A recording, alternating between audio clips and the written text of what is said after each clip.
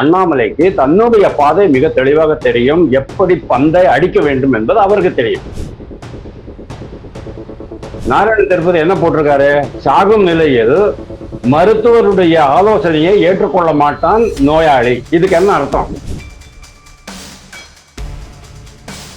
Nainar Nagendran, Vanathi Srinivasan, Tamilisai, L Murugan, இந்த இதுதான் 4 பேர் கேங் ஆஃப் 4. இப்போ இவங்க கட்சியை காப்பாற்றணுமா அல்லது இவங்களை காப்பாற்றணுமா அப்படிங்கிற ஒரு கேள்வி வந்துருச்சு. அண்ணாமலை வேகமா ஓடிக்கிட்டு இருந்தாரு. அந்த பேட்டனை எடுத்து இவர்கிட்ட கொடுத்தாரு நயினார் நாகேந்திரன் கிட்ட. ஆனா நயினார் நாகேந்திரனால அவருக்கு ஈக்குவலா ஓட முடியாம போச்சு அப்படிங்கிறது எல்லோருக்குமே தெரியும். சரி, உங்களுடைய ஒப்பீனியனை சொல்லுங்க. அண்ணாமலைக்கு ஆதரவு அதிகமா இருக்குமா இல்லாட்டி வானதி சீனிவாசனுக்கு ஆதரவு அதிகமா இருக்குமா? அண்ணாமலை சட்டசபைக்குள்ள போகக்கூடாது, அண்ணாமலை சும்மா அரவாக்குறிச்சியில அவருடைய ஊர்ல போயிட்டு ஆடு மேய்க்கட்டும் அப்படின்னு விரும்புறவங்க தான் நிறைய பேர் இருக்காங்க. இது பாஜகக்குள்ளேயும் இருக்கு, அதிமுகக்குள்ளேயும் இருக்கு, டிஎம்கேக்குள்ள ஏகப்பட்டது இருக்கு. ஏன்னா அண்ணாமலை சட்டசபைக்குள்ள பூந்தாச்சு சொன்னா it is like an elephant in a China shop.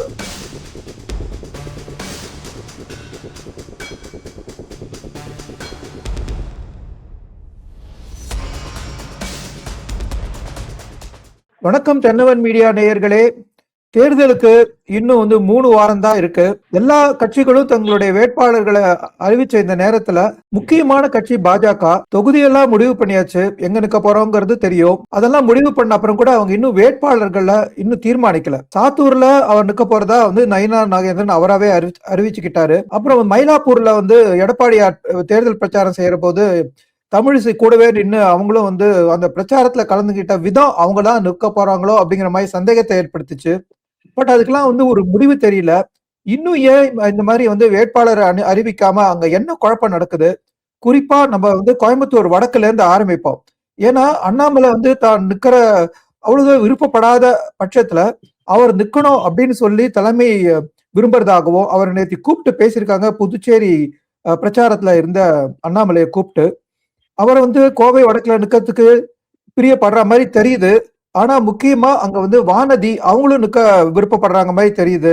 ஏதோ ஒரு பெரிய போராட்டமும் குழப்பமும் உள்ள போறது நமக்கு புரியுது. அதெல்லாம் நமக்கு தெளிவுபடுத்த வாசுதேவன் நினைஞ்சிருக்காரு.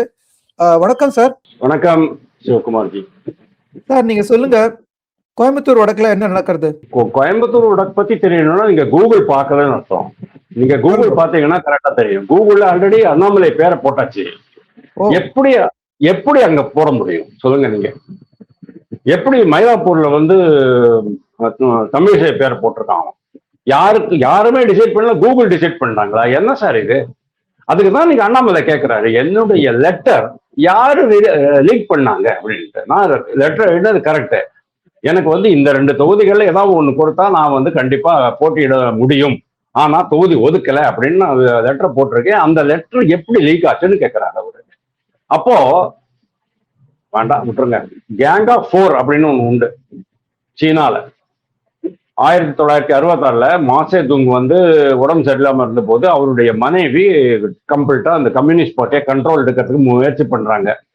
கல்ச்சுரல் ரெவல்யூஷன் அப்படின்னு ஒண்ணு நடந்துட்டு இருக்கு.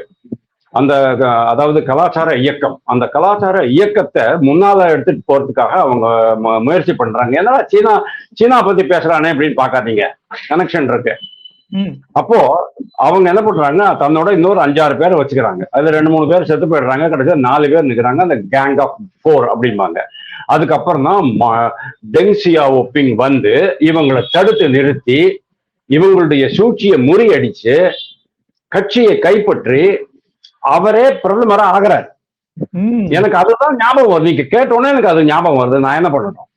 அது ஞாபகம் வருதுக்கு காரணம் என்ன கனெக்ஷன்? இங்க யாரு தலைவராக முயற்சி பண்ணி வரப்போறாங்க சார்? எல்லாமே வெளியில வந்துருச்சு. எல்லாமே கம்ப்ளீட்டா வெளியில வந்துருச்சு. நாராயணன் திருப்பதி என்ன ட்வீட் போட்டிருக்கிறாருன்னு நீங்க பாருங்க. சொல்லுங்க. நாராயணன் திருப்பதி என்ன போட்டிருக்காரு? சாகும் நிலையில் மருத்துவருடைய ஆலோசனையை ஏற்றுக்கொள்ள மாட்டான் நோயாளி. இதுக்கு என்ன அர்த்தம்? அதாவது ரொம்ப மோசமா இருக்கு, இவர் சொல்றது பிஜேபி கேட்கல அப்படின்னு அர்த்தம். மக்களுடைய தொண்டர்களுடைய ஆதரவாளர்களுடைய பேச்சை தலைமை கேட்க வேண்டும் அப்படிங்கறத இன்டைரக்டா அவர் தெரிவிச்சிருக்கிறாரு. ரொம்ப சீரியஸ் சமாச்சாரம் சார் இதெல்லாம். ஏன்னா நாராயணன் திருப்பதியை வந்து அபிஷியல் பத்திரிகை தொடர்பாளர் கட்சியில அவரே இந்த மாதிரி ஒரு புரிந்தும் புரியாத ஒரு ட்வீட் போடுறாருன்னு சொன்னா நீங்க பாருங்க மேட்ரு எவ்வளவு தூரம் போயிருக்குன்னு. அதாவதுங்க, முழு பூசணிக்காய நம்ம இலையில வச்சு சோத்தால மறைக்க முடியாது சார். அதனால இது சில விஷயங்களை நீங்க வந்து பிளாக் அண்ட் ஒயிட்ல பேசித்தான் சார் ஆகணும். அதுதான் இப்போ வந்து கூகுள் போட்டது யாரு? கூகுள்ல வந்து எப்படி வந்துச்சு? அதுதான் நானும் கேட்கிறேன். கூகுள்ல யார் வேணாலும் போடலாம், நீங்க கூட எடிட் பண்ணலாம், நான் கூட எடிட் பண்ணலாம். என்ன அதுல ஒரு சின்ன ப்ரொசீஜர் இருக்கு. அவன் எஸ் ஆர் நோ எல்லாம் கேட்பான், பேக்ரவுண்ட் செக் பண்ணுவான், அதுக்கப்புறமா ஓகே நீ போட்டுரு அப்படிமா. இப்போ நீங்க கூட போடலாம், நான் கூட போடலாம். நான் அதாவது அரவாக்குறிச்சி தொகுதியில என் பேரை கூட நீங்க போட்டா அவன் ஒன்றும் அப்செக்ட் பண்ண போறது இல்லை. அப்படின்னா அது யாரு பண்ணினா? இந்த கேள்வி வருமா வராதா சார்? நேரத்தில இருந்து நான் சிண்ட பிச்சுட்டு உட்காந்துருக்கேன், என்னடா இது எப்படா வர முடியும் அப்படின்னுட்டு. ஏன்னா அபிஷியலி நாட் அனௌன்ஸ்டு. ப்ராபபிளா 62 தொகுதிகள் 62 வேட்பாளர்கள் அப்படின்னு அவங்க பார்த்திருக்காங்களே தவிர இன்னும் அது வந்து ஃபைனலைஸ் ஆகாத நிலைமையில கூகுளுக்கு எப்படி தெரியும்? அதைத்தான் நான் சொல்றேன். இன்னும் ஃபைனலைஸ் பண்ண முடியல. இன்னும் ஃபைனலைஸ் பண்ண முடியாததுக்கு என்ன காரணம்? எஸ், ரொம்ப அது ரொம்ப சூப்பரா அடுத்த கேள்விக்கு நீங்க நகர்த்துட்டீங்க. ஃபைனலைஸ் பண்ண முடியாம இருக்கிறதுக்கு காரணம் பல இருக்கு. முடிச்சுட்டு இந்த கேள்விக்கு நகரலாம். இல்ல பரவாயில்ல.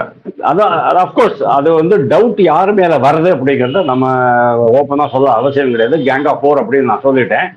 இந்த கேங் ஆஃப் 4ல 4 பேர் இருக்காங்க. நயனார் நாகேந்திரன், வானதி ஸ்ரீனிவாசன், தமிழிசை, எல் முருகன். இந்த 4 பேர் கேங் ஆஃப் 4. இப்போ இவங்க கட்சியை காப்பாற்றணுமா அல்லது இவங்களை காப்பாற்றணுமா அப்படிங்கிற ஒரு கேள்வி வந்துருச்சு. அண்ணாமலையை விட்டுருங்க, அண்ணாமலை யாரும் காப்பாற்றுறதுக்கு அவசியம் இல்லை. Annamalai knows his way. அண்ணாமலைக்கு தன்னுடைய பாதை மிக தெளிவாக தெரியும், எப்படி பந்தை அடிக்க வேண்டும் என்பது அவருக்கு தெரியும். அதுக்கு விட்டுருங்க நீங்க.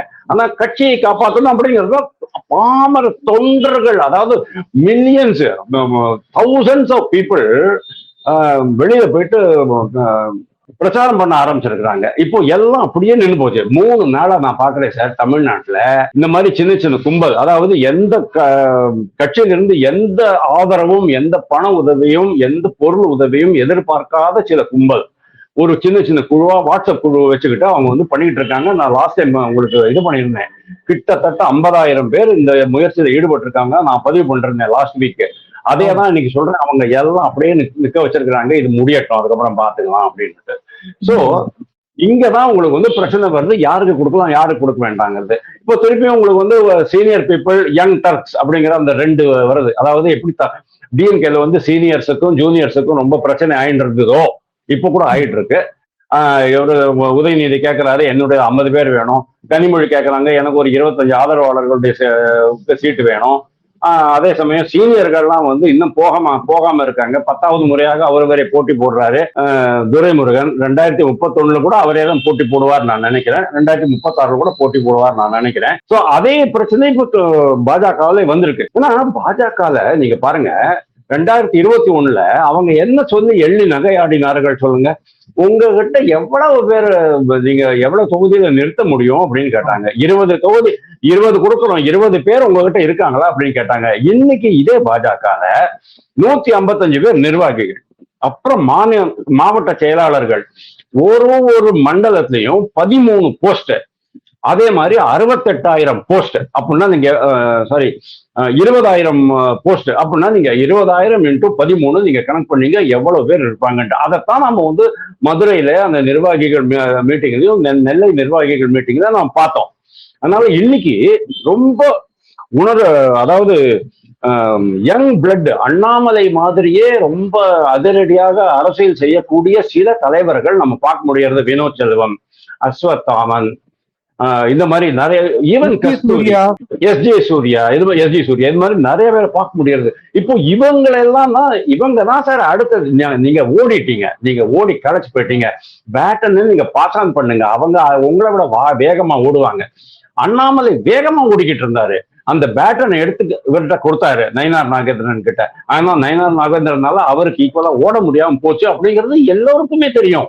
இது வந்து நான் வந்து புதுசா சொல்றேன்னு கிடையாது, எல்லாருக்குமே தெரியும். அப்படிங்கறத நான் அதை மீண்டும் பதிவு பண்றேன். ஓகே, கூட்டணி தர்மம் அதெல்லாம் வேற விஷயம்.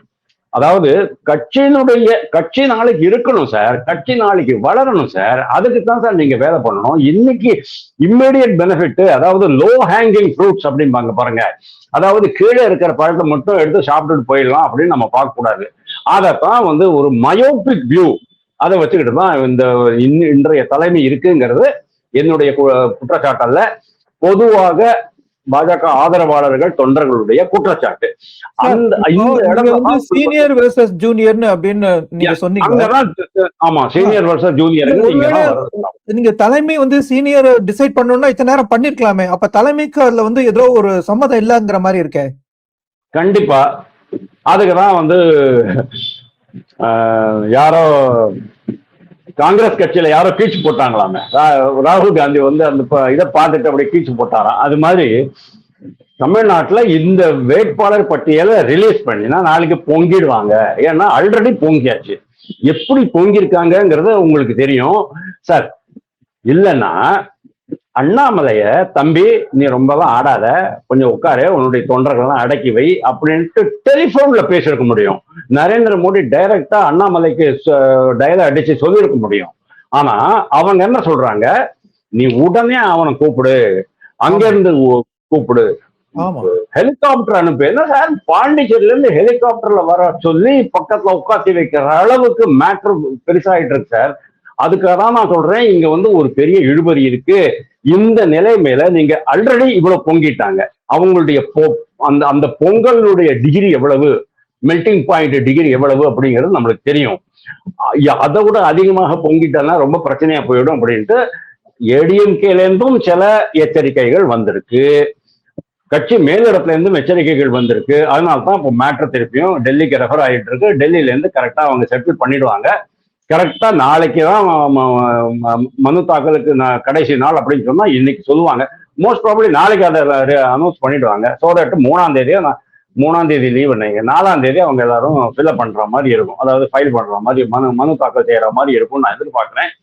இதுல பழைய முகங்கள் புதிய முகங்கள் ரெண்டுக்குமே ஒரு பேலன்ஸ் இருக்கும் அப்படின்னு நான் எதிர்பார்க்கிறேன். இந்த முறை நிமிஷம் அப்ப வந்து லிஸ்ட் தயாராயிடுச்சு, வெளியில தான் இன்னும் வரல. 100% லிஸ்ட் தயார். அதுல வந்து சிவகுமாரை நீக்கி வாசுதேவனை போடுவாங்க, வாசுதேவனை நீக்கி வேற பன்னீர்செல்வத்தை போடுவாங்க.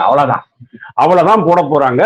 எங்கெங்கெல்லாம் வந்து யாருக்கு வெற்றி வாய்ப்புகள் இருக்கோ திருப்பி இன்னொரு லாஸ்ட் கட்ட அலசல் நடந்துகிட்டு இருக்கு.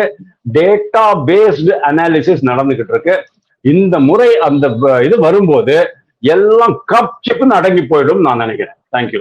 தமிழிசை மேடம் வந்து மயிலாப்பூர்ல வந்து அவங்களா போய் அந்த பிரச்சாரத்துல கலந்துக்கிட்டு அவங்க ஒரு கேண்டிடேட் மாதிரி அந்த தொகுதியில பண்ணது அமித்ஷா காதுல எட்டி அவர் ரொம்ப கடிஞ்சுக்கிட்டு தான் சொல்றாங்களே, அதை பத்தி உங்களுக்கு தெரியுமா? இல்ல அதெல்லாம் அமித்ஷா கடிஞ்சுக்கிட்டது அது இருக்கட்டும். பட் நான் இதுக்கு முன்னாலேயே பதிவு போட்டிருக்கேன், தமிழிசை பண்ணதுல தப்பு கிடையாது, போயிருக்கிறாங்க. அதாவது விரும்பி போனாலும் சரி அல்லது அழைத்து போயிருந்தாலும் சரி, அழைக்கப்பட்டு போயிருந்தாலும் சரி, அது ஒன்றும் பெரிய தப்பு கிடையாது. ஏன்னா தமிழிசைக்கு வந்து சென்னையிலேயே எங்கேயாவது பண்ணணும் அப்படின்னு தான் பாக்குறாங்க. சில பேர் சொல்றாங்க அவருக்கு தான் நாடார் சமூகத்தை ஓட்டுகள்லாம் அங்க நிறைய கிடைக்கிறது சவுத்ல, அங்க போய் தூத்துக்குடியில திருச்செந்தூர்ல அனிதா ராதாகிருஷ்ணனுக்கு எதிராக நிக்க வேண்டியதானே. சேலஞ்சஸ் எல்லாருமே வந்து சவால் விடலாம் சார். ஆனா கிரவுண்ட் ரியாலிட்டி நம்ம பார்க்கணும். இதுல வந்து அன்னைக்கு மயிலாப்பூர்ல இருந்து கபாலீஸ்வரர் வணங்கிட்டு ஒரு பிரச்சாரத்தை ஆரம்பிக்கும் போது அவங்களும் அங்க வர்றாங்க. வந்த இடத்துல வாங்க மேல வண்டியில ஏறிக்கிங்க. அதாவது முன்னாள் ஆளுநருங்கிறது மட்டும் இல்ல, சாரி நம்ம பாஜக தலைவருங்கிறது மட்டும் இல்ல, முன்னாள் ஆளுநர் அப்படிங்கிற அந்த ஒரு அங்கீகாரத்தை அவர் வந்து இவர் கூப்பிடுறாரு. கூப்பிட்ட உடனே மேல ஏறி நிக்கிறாங்க, 2 பேரும் பிரச்சாரம் பண்ணிட்டு போறாங்க. இதுல வந்து எந்த தப்பு இருக்கிற மாதிரி தெரியல. ஒரு நல்ல விஷயம் இதுல என்ன அப்படின்னு சொன்னா, அவங்க போனாங்கன்னா அவங்க மத்த இடத்துல எல்லாம் போய் பிரச்சாரம் பண்ணலாமே, ஏன் மயிலாப்பூர்ல மட்டும் போய் பண்ணாங்க? மற்ற இடத்துலயும் போயிருப்பாங்க, மற்ற இடத்துலயும் போகணுங்கிறதா என்னுடைய இதை. அதாவது ஏடிஎம்கே பாஜக தொண்டர்களுக்கு மத்தியில இது தெரிவிக்கணும், நாங்க 2 பேரும் ஒன்னா தான் பிரச்சாரம் பண்றோம் அப்படின்ட்டு. அதனால அட்லீஸ்ட் இப்போவாவது எடப்பாடி பழனிசாமி இதே பேட்டர்னை மற்ற இடங்கள்லயும் பண்ணணும். அதே மாதிரி பாஜக எங்க பிரச்சாரம் பண்ணி ஆரம்பிச்சாங்க, நிறுத்திட்டாங்க.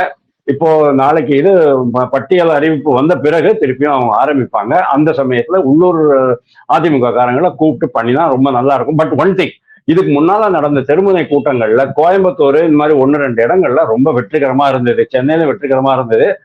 பல இடங்கள்ல அதிமுக அங்க லோக்கல் லீடர்ஸ், அதாவது ஒரு ஏரியா வேளாச்சேரி ஒரு பர்டிகுலர் ஏரியாவில் இருக்கிற அந்த லீடர்ஸை கூப்பிடும் போது அவங்க வரலை அப்படிங்கிறத நான் இங்க பதிவு பண்ண விரும்புகிறேன். ஏன் வரல அப்படிங்கிறது அது கட்சி தலைமை தான் நம்ம கேட்க முடியும். ஏன்னா அவங்களுக்கு அந்த ஒரு இது இருக்கும், ஒரு ஹெசிடேஷன், ஒரு தயக்கம் ஏன் இன்னும் இருக்கு அப்படிங்கிறது எனக்கு புரியல. அதனாலதான் ரெண்டு கட்சிகளுக்கும் நான் உங்க சேனல் மூலமா சொல்லிக்கிறது என்ன அப்படின்னா, வாக்கு மாற்றம் ஏற்பட வேண்டுமானால் ரெண்டு பேரும் இப்போவாது அந்த பழைய இதெல்லாம் மறந்து வெறுப்புகள் எல்லாம் மறந்து யாருங்கிறது சொல்றீங்களா கொஞ்சம் தெளிவா நேயர்களுக்காக? எப்படி இல்ல இந்த ரெண்டு பேரும் அப்படிங்கிறீங்களே, அந்த ரெண்டு பேர் யாரு? அதான் அதிமுக அண்ட் பாஜக ரெண்டு கட்சி தலைமை இணக்கமா தானே இருக்காங்க. எடப்பாடி எங்க போனாலும் வந்து பாஜக வேட்பாளருக்கும் தாமரையில ஓட்டு போடுன்னு கேக்குறாரு. டாப் லெவல்ல வந்து இணக்கமா தான் இருக்கிறாங்க. ஆனா அடிமட்ட அளவுல தொண்டர்கள் அளவுல இன்னும் அந்த இணக்கம் வரல அப்படிங்கிறது தான் என்னுடைய பாயிண்ட். அதனாலதான் நான் திருப்பி சொல்லிட்டு இருக்கேன். தொண்டர்கள் ஏன் வரல? இப்ப தலைவர்களை பார்த்து தானே தொண்டர்கள் ஃபாலோ பண்ணுவாங்க. சோ தொண்டர்கள் எதிர்ப்பு வரலன்னா இப்ப தொண்டர்களோட எதிர்பார்ப்பு தலைவர்கள் பூர்த்தி பண்ணலையா? அதுல ரெண்டு காரணிகள் இருக்கு. ஏடிஎம்கே பொறுத்த வரைக்கும் அவங்க என்ன நினைக்கிறாங்க, ஏடிஎம்கே அண்ட் டிஎம்கே இது ரெண்டு தான் திராவிட கட்சிகள், பாஜக ஒரு அந்நிய கட்சி அப்படின்னு அவங்க யோசிக்கிறாங்க. ஆனா அவங்களுக்கும் பாமகவும், ஏடிஎம்கேக்கும் பாமகவுக்கும் ஏடிஎம்கேக்கும் இன்னும் பிற கட்சிகளுக்கும் வாக்கு மாற்றம் பர்ஃபெக்ட் ஆயிடும். ஆனா அடிப்படை அதிமுக தொண்டன் பாஜகவை இன்னும் அந்நிய கட்சியாக தான் பார்க்கறான். அது ஒரு விஷயம். You come to BJP side. பிஜேபியில லட்சக்கணக்கான ஆதரவாளர்கள் இருக்கிறாங்க. அவங்களுக்கு வந்து ரெண்டுமே காமராஜ் சொன்ன மாதிரி ரெண்டுமே ஒரே குட்டையில் உரிய மட்டைகள் அப்படின்னு நினைக்கிறவங்க இன்னைக்கு இருக்கிறாங்க. அதனால ஏடிஎம்கே நிக்கிற இடத்துல எல்லாம் அந்த மாதிரி ரொம்ப ஹார்ட் கோர் பாஜக ஆதரவாளர்கள் என்ன பண்ணுவாங்க, அதிமுகவுக்கு வாக்கு போட மாட்டாங்க, அவங்களுடைய வாக்கை வேற யாருக்காவது போட்டுடுவாங்க அப்படிங்கிற அந்த பயம் இருக்கு. இந்த ரெண்டு காரணம், அதாவது அடிப்படையில அந்த மனமாற்றம் ஏற்படவில்லை. டாப் லெவல்ல ஏற்பட்டிருக்கு, கீழ் வரைக்கும் ஏற்படல. ஜெயலலிதா என்ன பண்ணுவாங்க, எதிர்கட்சி தலைவர், எதிர்கட்சி வேட்பாளர், அதாவது கூட்டணி கட்சியினுடைய வேட்பாளர்களை நீங்க வெற்றி பெற செய்ய வேண்டும், வெற்றி பெற செய்யவில்லை என்றால் ஆக்ஷன் எடுப்பேன் அப்படின்னு மிரட்டுவாங்க. இப்போ டிஎம்கேல வந்து இவர் கூட மு.க. ஸ்டாலின் கூட அதே தான் சொல்றாரு, நம்முடைய தோழமை கட்சிகளுடைய வேட்பாளர்களையும் வெற்றி பெற செய்வது நம் கடமை அப்படிங்கிறாரு. ஆனா இந்த முறை அவங்க திமுக தொண்டர்கள் ஆல்ரெடி டிசைட் பண்ணியாச்சு, விடுதலை சிறுத்தைகள் கட்சிக்கு எங்களுடைய வாக்குகள் கிடையாது, காங்கிரசுக்கும் எங்கள் வாக்குகள் கிடையாது. அதனால இந்த ரெண்டு கட்சிகளும் கண்டிப்பா அதிக இடங்கள்ல தோற்கும் அப்படிங்கிறது என்னுடைய கணிப்பு. ஆனா தேர்தல் முடிஞ்ச பிறகு மு.க. ஸ்டாலின் அவங்க மேல, அந்த மாவட்ட செயலாளர்கள் மேல என்ன ஆக்ஷன் எடுப்பார் அப்படிங்கறத நம்ம பொறுத்திருந்து பார்க்கணும்.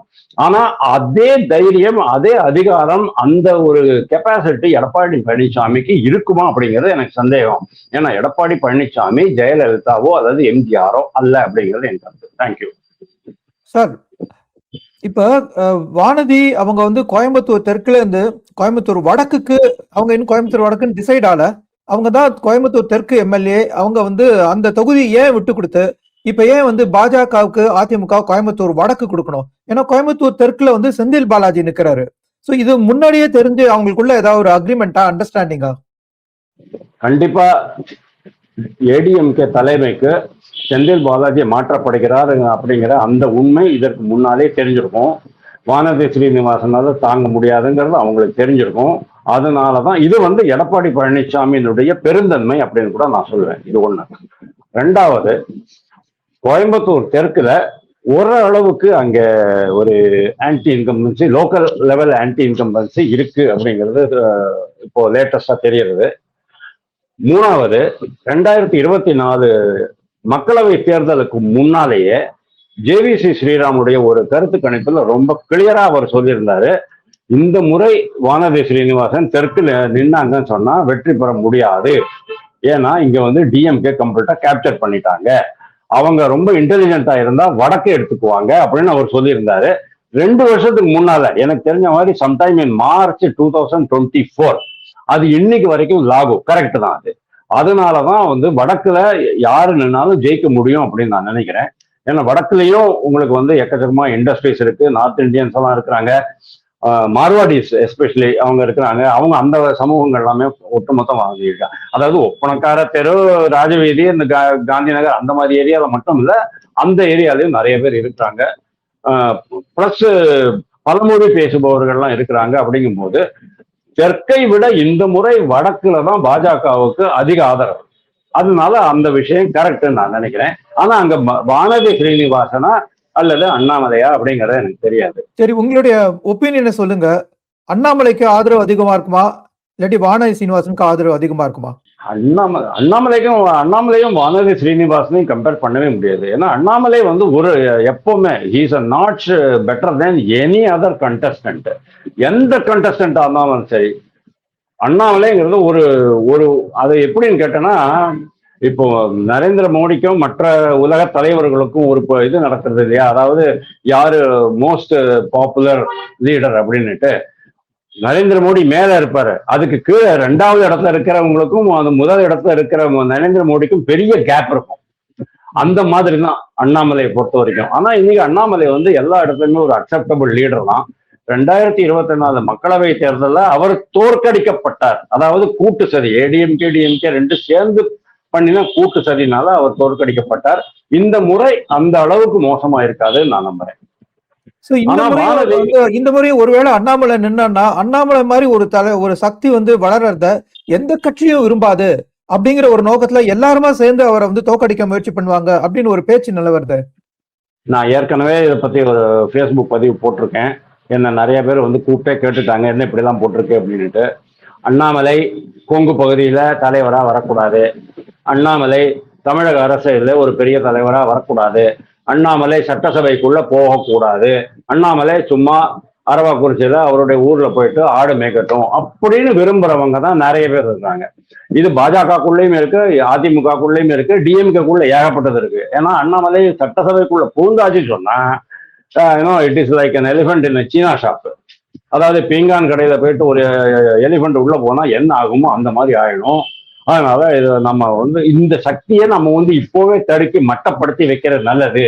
ஏன்னா இது வந்து அத்துமீறும் சக்தி, அடங்க மறுக்கும் சக்தி. அதாவது நம்ம திருமாவளவனுடைய கட்சி கொள்கையை பத்தி தான் பேசுறோம். திருமாவளவன் அப்படி இருக்காரோ இல்லையோ, அவருடைய கட்சி தலைவர்கள் அப்படி இருக்காங்களோ இல்லையோ, ஆனா அண்ணாமலை அந்த மாதிரியான ஒரு ஆளு தான். அவரை வந்து ஒரு கட்டத்துல வச்சு அடக்க முடியாது, நான் முதலே சொல்லியிருக்கேன். அந்த ஒரு அதாவது இவங்க வந்தாச்சுன்னு சொன்னா பாக்கி எல்லாருடைய இதுவும் அந்த புகழ் எல்லாமே கொஞ்சம் மங்கிடும். இவர் வந்து எல்லாரையும் டாமினேட் பண்ணிடுவார். இஸ் வெரி டாமினன்ட், சந்தேகமே கிடையாது. அந்த ஒரு பயம், அந்த பொறாமை இருக்கும். ஆனா இதையெல்லாம் மீறி தான் இது இருக்கும்னு அண்ணாமலைக்கும் தெரியும். இதை மீறி அரசியல் பண்றதுக்கு அண்ணாமலை தயாராக இருக்க வேண்டும். Thank you sir. இப்ப வந்து ஒருவேளை இந்த மாதிரி அண்ணாமலையும் அகாமடேட் பண்ணணும், வானதியும் அகாமடேட் பண்ணணுங்கிறதுக்காக வேற ஏதாவது நெகோசியேஷன்ஸ் நடக்க பாசிபிலிட்டி இருக்கா? ஏடிஎம்கே இன்னும் ஏதாவது ஒரு தொகுதியை விட்டு கொடுக்க வாய்ப்பு இருக்கா? அண்ணாமலையை நிற்க வைக்க வேண்டும், ஓகே, பழைய தலைவர். வானதி ஆல்ரெடி ஒரு 5 years ஆச்சு. இப்போ ஒரு தலைவரை நீங்க ஒரு எம்எல்ஏயா போட்டிருக்கீங்கன்னு சொன்னா அந்த அவர் தொகுதிக்கு பண்ணின வேலைகள், அவருடைய சட்டசபையில அவருடைய நடத்தை, அவர் பேசிய பேச்சுக்கள், விவாதங்கள், கலந்து கொண்ட விவாதங்கள், இதெல்லாமே நம்ம பார்க்கணும் ஓவராலா. தமிழிசை ஃபார் எக்ஸாம்பிள், தமிழிசை வந்து ஆல்ரெடி தலைவராக இருந்தாங்க, ஒரு கட்சியை வளர்க்க ரொம்ப அரும்பாடுபட்டாங்க. அவர் ஒரு பெண் அப்படிங்கிறதுனால ஈவன் அவங்கள வந்து உருவ கேலி கூட பண்ணினாங்க. ஓகே, ரொம்ப ரொம்ப மோசமான சில வார்த்தைகள் எல்லாம் அவருடைய காதால கேட்க வேண்டிய ஒரு நிலை இருந்தது.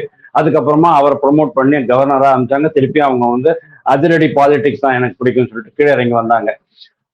அதே மாதிரி எல்முருகன் ஆல்ரெடி வந்து ராஜ்யசபா மெம்பர், அவரு பழைய தலைவர் தான். ஆனா அவர் ஒரு மினிஸ்டரா கூட இருக்கிறாரு. அவருக்கு 3வது முறை ஏன் சான்ஸ் கொடுக்குறீங்க அப்படிங்கிற மாதிரியான சில கேள்விகள் எல்லாம் நிறைய எழுந்து. அதாவது எல்முருகனுக்கு எப்படி இவ்வளவு செல்வாக்கு? எல்முருகனுக்கு வந்து ஏதாவது கண்ட்ரோலிங் சுவிட்ச் ரிமோட் வச்சுட்டு இருக்கிறாரா? நரேந்திர மோடி, அமித்ஷா எதுக்கு இவ்வளவு தூரம் அவருக்கு சப்போர்ட் கொடுக்குறாங்க அப்படிங்கிறது நிறைய பேருக்கு புரியவே இல்லை. ஆனா ப்ராப்ளம் என்ன அப்படின்னா, அவருக்கு வந்து அவர் தமிழ்நாட்டுல எக்ஸ் பிஜேபி சீஃப் பட்டியல் இனத்தை சேர்ந்தவர் அப்படிங்கிற ஒரு காரணத்தினால அவரை வந்து மந்திரி சபையில வச்சிருக்கிறாங்க. அது okay, that part is okay. ஆனா மீண்டும் மீண்டும் அவரை வந்து போட்டி போட வச்சு அப்படின்னா என்ன அர்த்தம்? நீங்க தான் போட்டி போட்டுட்டு இருப்பீங்க. இப்போ துரைமுருகனுடைய கேஸ்ல அதாங்க சார் நடக்கிறது. குடியாத்தம் குமரன்ல இருந்து எவ்வளவோ பேரு அங்க போட்டி போடணும்னு நினைக்கிறாங்க காட்பாடியில. ஆனா நீங்களே போட்டி போட்டுட்டு இருக்கீங்க, எங்களுக்கு வாய்ப்பே இல்லை. இதைத்தானே வந்து கே நேரு மேலேயும் ஐப்பரிசாமி மேலேயும் மற்ற கே மாதிரி பழம்பெருச்சாளிகள் மேலெல்லாம் மற்ற தொண்டர்கள் வைக்கிறாங்க. அதே தான் வந்து நம்ம இப்போ பாஜக தொண்டர்களும் வைக்க ஆரம்பிச்சாச்சு. நார்மலி எனக்கு வந்து இந்த கம்யூனிஸ்ட் கட்சியினுடைய பாலிசி ரொம்ப பிடிக்கும் சார். 2 முறை நான் சார் நீங்க எம்எல்ஏ எம்பியா இருக்க முடியும், அதுக்கப்புறமா போக வேண்டியதான். இப்போ ஒருவேளை 2026 பினராயி விஜயன் ஜெயிச்சா கூட அவங்க போலிட் பியூரோல வச்சு ஒரு ஸ்பெஷல் பர்மிஷன் வாங்கணும், 3வது முறை இவர் வந்து தொடரட்டும், முதல்வராக தொடரட்டும் அப்படின்னுட்டு. அந்த அளவுக்கு அந்த கட்டுப்பாடான கட்சி சிபிஎம், சிபிஐ கூட நான் சொல்ல மாட்டேன்.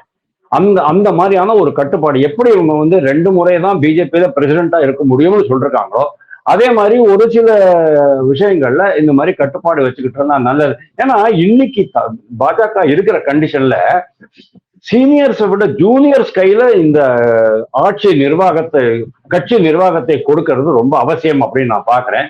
அதனால இந்த முறை என்னுடைய விருப்பத்திற்கு ஏற்ற மாதிரியே இளம் தலைகள், புதிய ரத்தம் எம்எல்ஏக்களாக உருவாவார்கள் எப்படின்னு நாம எதிர்பார்க்கலாம். Thank you sir.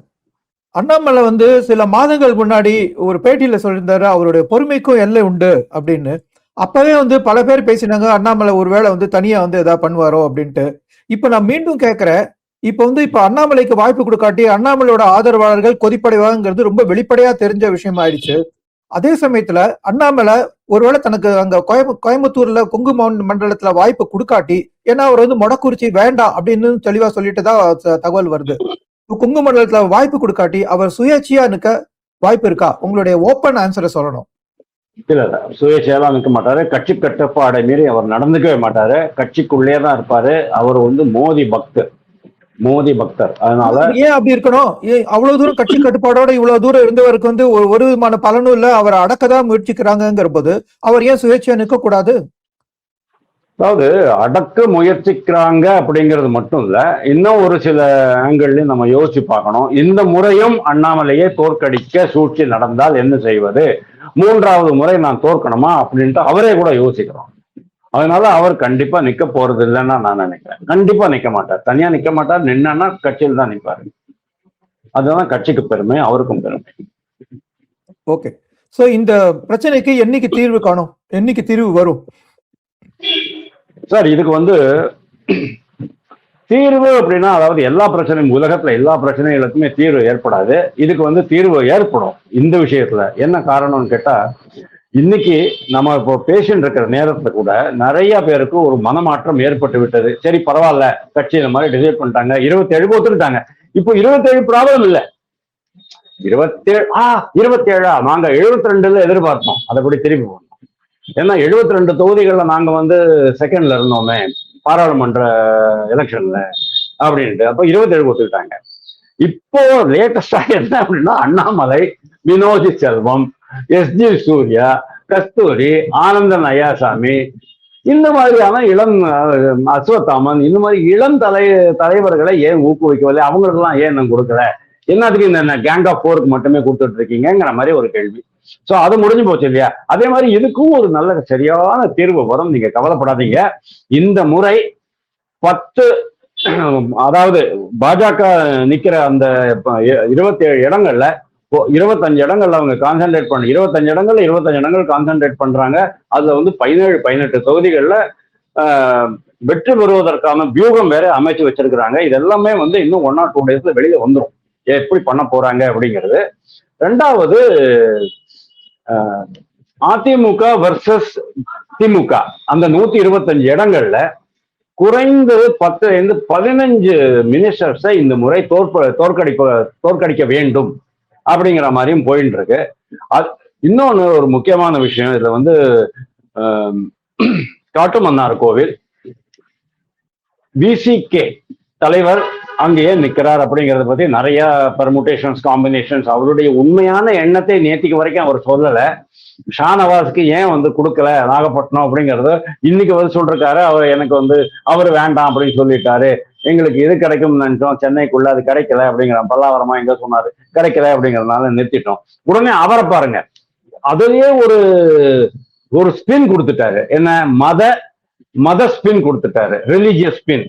நான் வந்து இஸ்லாமியர் என்பதால் எனக்கு வாய்ப்பு மறுக்கப்பட்டுள்ளது எங்கள் கட்சியில் அப்படின்னா திருமாவளவனை வந்து இன்சல்ட் பண்ற மாதிரி ஆச்சு. அது கிட்டத்தட்ட ஏஆர் ரஹ்மான் மாதிரி ஒரு ரிலிஜியஸ் ஸ்பின் கொடுத்து திருமாவளவனுடைய மத சார்பற்ற தன்மையே அது கேள்விக்குறியாக்குது, கேள்விக்குறியா ஆக்கி போச்சு. அது ரொம்ப ரசாபாசமாயி போச்சு. ஆக்சுவலி ரொம்ப தப்பு. அதாவது இந்த மாதிரி அவங்க வந்து எதற்கு எடுத்தாலும் அவங்களுக்கு ஃபேவரபிளா இருக்கும் போது மட்டும் ரொம்ப செல்வா கூட இருக்கிற மாதிரி ரொம்ப பெருமையா இருப்பாங்க. அதுக்கப்புறம் ஏதாவது ஒரு இடத்துல அவங்களுக்கு அடி விழுது அப்படின்னு சொன்னா உடனே அந்த ரிலீஜியஸ் ஸ்பின் கொடுக்கறது ரொம்ப கெட்ட பழக்கம், மிகவும் கேடுகட்ட சிந்தனை. அந்த மாதிரி சின்ன ஏஆர் ரஹ்மானே எனக்கு ரொம்ப ஷாக்கா போயிடுது. இப்பேற்பட்ட ஒரு ஆள் ஆஸ்கார் வாங்கினாலும் அவருடைய இசையை நான் எவ்வளவு ரசிச்சிருக்கேன். இந்த தாழ் பிக்சர்லயும் மற்ற பிக்சர் ரங்கீலா பிக்சர்ஸ்ல தான் இந்த மாதிரி ஒருத்தர் இப்படி பண்றாருங்கிறது எனக்கு ரொம்ப மனசு வேதனையாச்சு. பட் அதே மாதிரி இப்ப இவர் ஓகே, ஏஆர் ரஹ்மானாவது ஒரு மேன் ஆஃப் ஹை ஸ்டேச்சர், இவருக்கு வந்து ஸ்டேச்சரும் கிடையாது, ஒன்றும் கிடையாது, அதாவது அவர் இப்படிதான் இருப்பார் அப்படின்னு நம்ம நினைச்சுக்கிறோம். ஸோ நான் என்ன சொல்ல வந்தேன் அப்படின்னா, திருமாவளவனை தோற்கடிக்க அனைத்து முயற்சிகளும் மேற்கொள்ளப்பட்டுள்ளன. ஏன்னா அங்க வந்து first time second time PMK versus VCK டைரக்டா நிக்குது. அங்கதான் நீங்க வந்து ராமதாஸ் அத்தவளையே என்ன சொன்னாரோ அந்த மேட்டரை நீங்க கொண்டு வரணும். அதாவது ராமதாஸ் அத்தவளை என்ன சொன்னாரு, 2026 அப்புறமா இந்த தேர்தல் முடிவுகளுக்கு பிறகு விடுதலை சிறுத்தைகளை தேசிய ஜனநாயக கூட்டணிக்குள் கொண்டு வர முயற்சிகள் மேற்கொள்ளப்படும். ஆல்ரெடி சார் 6 மாசமா அவர் வந்து ட்ரை பண்ணிட்டு தான் சார் இருக்கிறாரு. ஆனா அவர் வந்து விஜய் கட்சி ஆரம்பிச்சு அதுக்கப்புறமா ஆதவ அர்ஜுன் அங்க போனதுக்கு அப்புறமா நம்ம எப்ப போலாம்னு பாத்துக்கிட்டே இருந்தாரு. டைம் நழுவி போச்சு. அதுக்கப்புறமா டிஎம்கே கூட ஒட்டிக்க வேண்டியதா போச்சு. அதுக்கப்புறம் திருப்பியும் அந்த இந்த சீட்டு பிரச்சனை வரும்போது திருப்பியும் ஏடிஎம்கே பக்கம் போலாமான்னு கேட்டா இங்க அன்புமணி ராமதாஸ் இருக்கிறாரு. அதனால பாமகவையும் விசிகாவையும் ஒன்றிணைக்கும் முயற்சிகள் மேற்கொள்ளப்படும். ஆல்ரெடி வந்து இட் இஸ் அஃபுட், அதாவது இட் இஸ் ஆல்ரெடி மேற்கொள்ளப்பட்டு விட்டன. கொஞ்சம் கொஞ்சமா இட் வில் கெயின் ட்ராக்ஷன். தேர்தல் முடிவுகளுக்கு பிறகு அது ரொம்ப பெரிய அளவுல வரும். ஏன் சொல்றேன் அப்படின்னா, திருமாவளவனுக்கு ரொம்ப நல்லா தெரியும் இது வந்து தொங்கு சட்டசபை தான் வரப்போகுது. இவங்களுக்கு வந்து 95 ஏடிஎம்கேக்கு வந்து 105 கிடைக்கும், அவங்களுக்கு வந்து ஒரு 85 தான் வருவாங்க, அதுக்கு மேல வர முடியாது. விச் கேஸ் இந்த கட்சி ஏடிஎம்கேனுடைய தோழமை கட்சிகள், டிஎம்கேனுடைய தோழமை கட்சிகள், நடுவுல விஜய், நடுவுல இன்னொருத்தர் சீமான். உங்களுக்கு ஞாபகம் இருக்குமான்னு தெரியல, சீமானை பத்தி பேசும்போது ஒரு 6 மாசம் 7 மாசம் முன்னால சீமானையும் தேசிய ஜனநாயக கூட்டணிக்குள்ள கொண்டு வரணுங்கிற முயற்சி சீரியஸா பண்ணினாங்க. அப்படின்னா என்ன அர்த்தம், நாளைக்கு சீமானுக்கு ஒரு 2 இடம் 4 இடம் வந்துருச்சு, விடுதலை சிறுத்தைகளுக்கு ஒரு 4 இடம் வந்துருச்சுன்னு சொன்னா இவங்க எல்லாரையும் இவங்க எப்படி வேணாலும் போக முடியும். அதாவது இந்த கூட்டணி கட்சிகள் இந்த கூட்டணியிலேயே இருக்கும், இந்த கூட்டணி கட்சிகள் இந்த கூட்டணியிலேயே இருக்குங்கிற மாதிரியே ஒண்ணும் இல்லை. இங்க இருந்து அந்த பக்கம் மாறுவாங்க, அங்க இந்த பக்கம் மாறுவாங்க. யாருக்கு அதிகமான இடங்கள் கிடைக்கிறதோ அவருக்கு முதல் வாய்ப்பு வழங்கப்படும். 105 ஏடிஎம்கேன்னு சொன்னா ஏடிஎம்கேக்கு அந்த வாய்ப்பு வழங்கப்படும் போது டிஎம்கேல இருக்கிற கூட்டணி கட்சிகள் இன்க்ளூடிங் எம்டிஎம்கே, நான் சொல்றேன் இன்க்ளூடிங் எம்டிஎம்கே, டிஎம்கே கழட்டி விட்டுட்டு இந்த பக்கம் வருவாங்க அப்படிங்கிற ஒரு இது இருக்கு. 4 தொகுதியிலையும் உதயசூரியனோட தான் இருக்கிறாங்க. அவங்க ரொம்ப ஜாக்கிரதையா வந்து அவங்க உதயசூரியன் சின்னத்தை வந்து கொடுத்து வச்சிருக்காங்க. எம்டிஎம்கே நீங்க சொல்றது? ஆமா, நீங்க எதை சொல்றீங்க? டிஎம்டிகேயும் வந்துரும். எம்டிஎம்கே வந்து விட்டுடுங்க, அது வந்து கம்ப்ளீட்டா டிஎம்கே உடைய ஆயிட்டு இருக்கு. இப்போ அவங்க ஓகே, அவங்க வந்து 2 இடங்கள்ல ஜெயிச்சாலும் கூட அது ஒரு மிகப்பெரிய தாக்கத்தை ஏற்படுத்த போவதில்லை. அதனால போஸ்ட் எலெக்ஷன் சினரியோ எக்கச்சக்கமா சேஞ்சஸ் இருக்கும். அதைத்தான் வந்து இப்போ பாஜகவும் யோசிச்சுக்கிட்டு இருக்கு, ஏடிஎம்கே யோசிச்சுட்டு இருக்கு, அந்த சைட்ல யோசிச்சுட்டு இருக்காங்க, திருமாவளவன் யோசிக்கிறாரு, ராமதாஸ் அத்தவளை கூட யோசிக்க ஆரம்பிச்சிட்டாரு. அப்படின்னா நீங்க பாருங்க, ராமதாஸ் அத்தவளை வந்து கிட்டத்தட்ட ஒரு 10 வருஷமா 15 வருஷமாவே இவங்களோட தான் இருக்கிறாங்க. ரொம்ப நல்ல பொசிஷன்ல இருக்கிறாரு. அவராலையும் மாயாவதி மாதிரி ஒரு மிகப்பெரிய தலித் தலைவராக ஆக முடியல. ஆனா ஒருவேளை திருமாவளவன் இந்த பக்கம் வந்தார் சொன்னா திருமாவளவனையும் பாஜக வளர்த்து விடுவார்கள் அப்படிங்கிறது என் நம்பிக்கை. Thank you sir. நேயர்களே, உங்க கருத்துக்களை கமெண்ட் செக்ஷன்ல பதிவு விடுங்க. என் சேனலுக்கு சப்ஸ்கிரைப் செய்து பார்க்குமாறு அன்போடு கேட்டுக்கொள்கிறேன். நன்றி. மீண்டும் ஒரு பரபரப்பான அரசியல் விவாதத்தில் சந்திப்போம். நன்றி. வணக்கம் சார். Thank you sir. நன்றி. வணக்கம்.